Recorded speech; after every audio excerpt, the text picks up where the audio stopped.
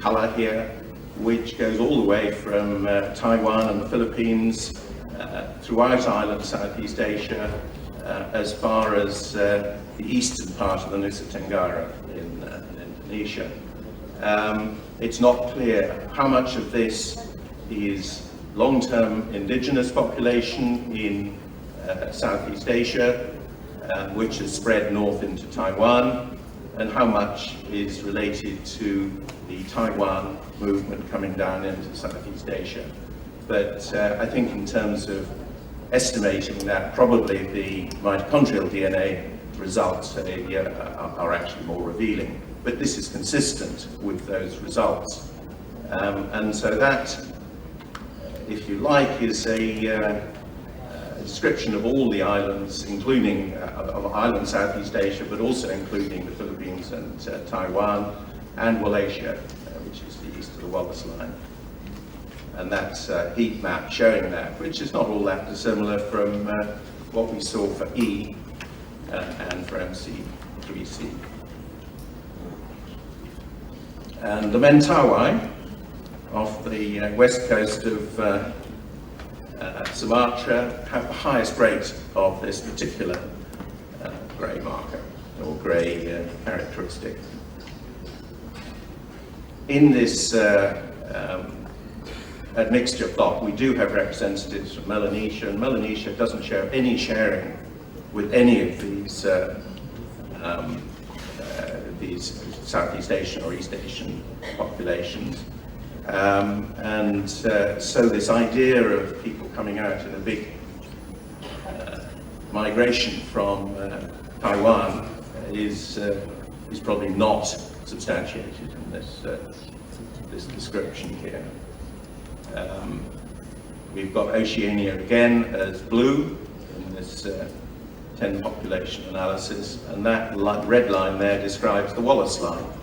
And unsurprisingly, the oceanic types are found east of the Wallace Line, but also in the Philippines, because there is certainly contact between the Philippines and Oceania.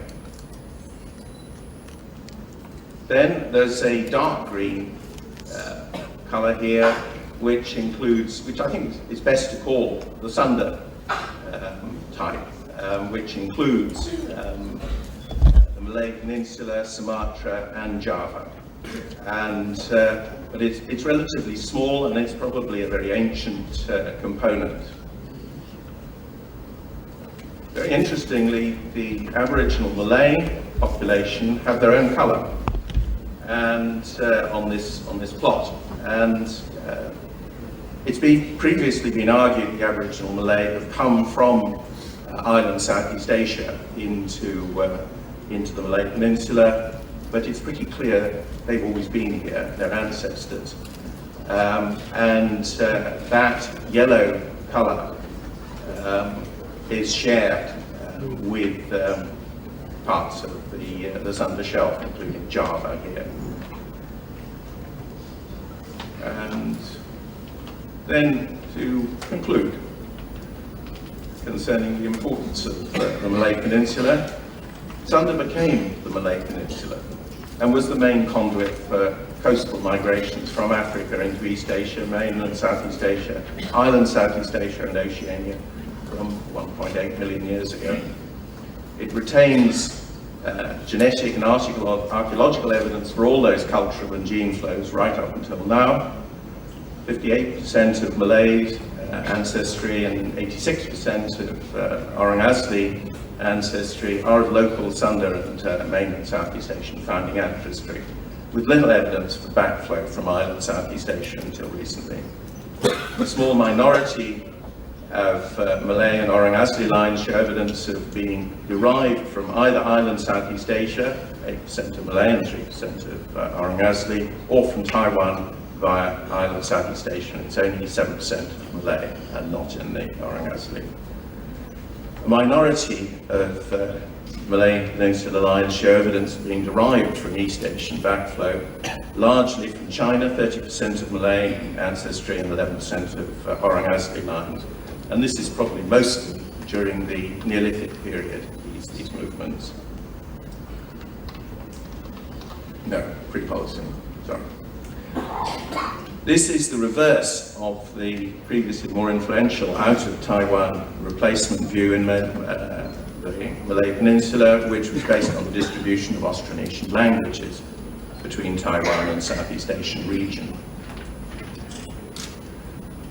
Climate change in the late Pleistocene assisted herbin-associated gene flows, N9A6, N9B, N1A1 lines from mainland Southeast Asia down Sunda to Sumatra and Borneo.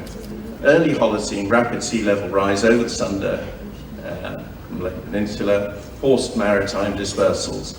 Major mainland Southeast Asian mitochondrial lineage B4A1A, which is ultimately 3,000 years ago, rapidly spread down the Malay Peninsula in the early Holocene to form an island Southeast Asian starburst around 8,000 years ago, rapidly and ultimately arriving north into Taiwan and east into the Bismarcks around 8,000 years ago as B4A1A1, the immediate ancestor of the Polynesian motif. Similarly, major island Southeast Asian specific E mitochondrial lineage expanded in the early Holocene with the late Pleistocene island Southeast Asian flake blade tradition from Borneo, arriving in the Philippines in the early Holocene, ultimately reaching Taiwan about 5,000 years ago. Two rice ceramic Neolithic spreads moved southwards to island Southeast Asia in the mid-Holocene. That's Neolithic 1 out of mainland Southeast Asia, reaching the Greater Sundas via the Malay Peninsula 5,500 years ago, and Neolithic 2 out of Taiwan, reaching island Southeast Asia around 4,000 years ago, and the Malay Peninsula around 2,500 years ago, with a minimal genetic impact there. Neolithic 1 is best represented in island Southeast Asia by founding lineages B5A and F1A1A around 4,000 years ago, and Neolithic 2 by M7C3C around 4,000 years, which spread to Melanesia with low genetic impact, but temporarily associated dramatic cultural impact, the Lapita phenomenon, which was around 3,000 years ago, and possibly the spread of the Austronesian languages, although we haven't got dates for those, real dates. Genome-wide analysis results, while lacking dates, are consistent with the mitochondrial DNA results, particularly for complexity in Southeast Asia, and that's something one has to emphasize. It's extremely complicated. Significant in this support is the separation of Southwest and Southeast China components. Southeast China sharing with Taiwan and the Philippines, while Southwest China, Yunnan for instance, shares strongly with island Southeast Asia as well as the Malay Peninsula. A discrete non-China grey ancestral component in the genome-wide analysis is however shared between Sunda, Malay Peninsula, island Southeast Asia and Taiwan. So I'll go on to mention the collaborators. This is a very large project with numerous collaborators from USM, from Taiwan, from Portugal, from Oxford, from Huddersfield in the UK, and also from Australia.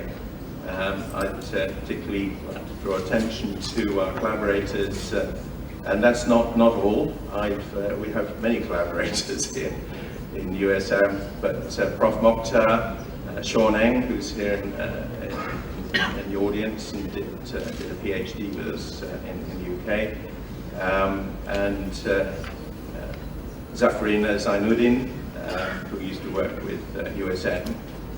In Huddersfield, Martin Richards, Maria Pala, and from Portugal, Pedro Soares and Andrea Brandão, and their supervisor, Luisa Pereira. From Australia, David Bulbeck, and a number of people from Taiwan, and also Bob Hudson, who supplied the Myanmar samples for the analysis from Sydney.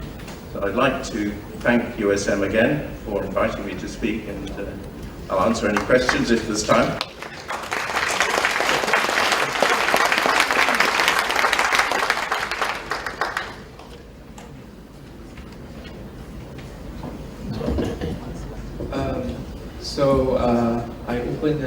very short Q&A session if you have any.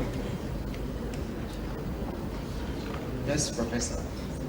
This is a little off from the, I'm sure you're aware that this is a little bit off from the Malay Peninsula, but there's a very great controversy you mentioned about when the population of Siberia, Mongolia.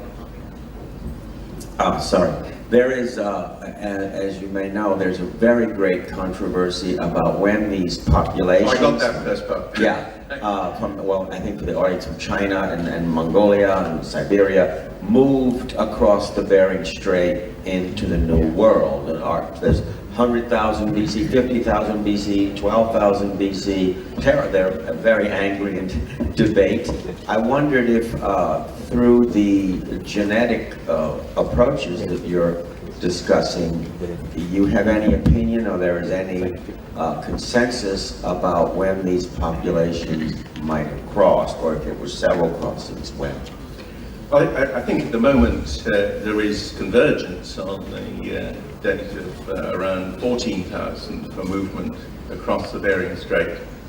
And I won't go into the detail of that, but Paisley Cave is probably one of the best, the clearest sites, because that's got archaeological remains, non-Clovis, from 14,000 years, and two ancient DNA mitochondrial results with C and D, and both of those two lineages date in their founding dates in America to 14,000. So there's a congruence of dates, but that isn't necessarily the earliest migration into the Americas. And much older dates are being found in South America. There's been a very long controversy about the Solutrean hypothesis, which has more or less been a sort of exchange of insults. But there is actually good genetic evidence for European admixture at a very early stage. Well, not even just admixture, because the evidence is that the European movement into Northeast America precedes that 14,000, more like 18,000. And there is a mitochondrial lineage, X4, X2A, which is unique to America. The founding age is 18,000, but it's derived from West Eurasian X, because X doesn't occur in East Eurasia. But there's also autosomal evidence for pre-Columbian European admixture. Okay. So there are earlier dates, and the Bering Strait isn't the only one.